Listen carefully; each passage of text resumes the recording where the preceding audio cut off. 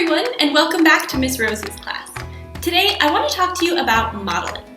Now, before you get too excited, I'm not talking about fashion shows and glamour shots. Instead, this is a teaching strategy that you can use to help your child master a new skill.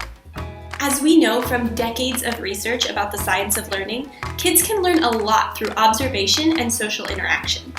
Modeling is essentially another word for demonstrating. When we model a new skill for our learners, we're showing them exactly what that skill looks like in action. One way that many teachers incorporate modeling into their lessons is through a strategy called I do, we do, you do. Let's say I wanted to teach you how to identify colors. I'd start with step 1, I do, by modeling how to do the skill by myself. I might say, wow, look at that blue sky, or hey, we should play with that red ball. Then, in step 2, we do it together. This time, I'll involve you more, but I'll still be there to help model the skill. I might ask, should I wear my yellow shoes or my pink shoes today? Or maybe I'll suggest that we take turns naming the colors of the cars that we see out the window. Then, after some practice, we'll move on to step 3, you do. And this time, you try it by yourself. In this step, I might ask you to name all the colors in a picture that you see, or I might ask you to match some colors to their names. The great thing about I do, we do, you do is that it doesn't have to be linear. If your kid is struggling with step 3, doing it alone, you can always go back and practice it together in step 2.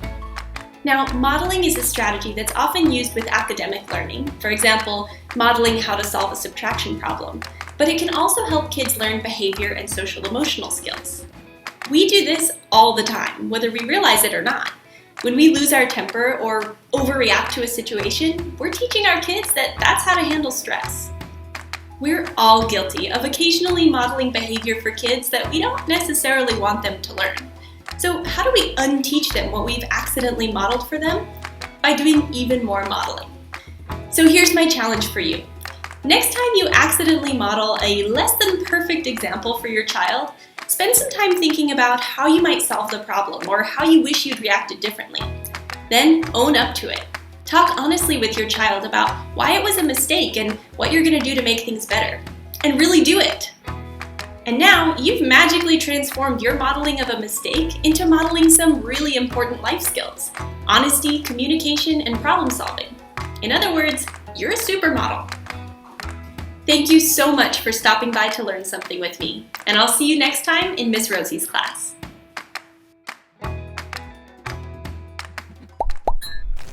Studycat!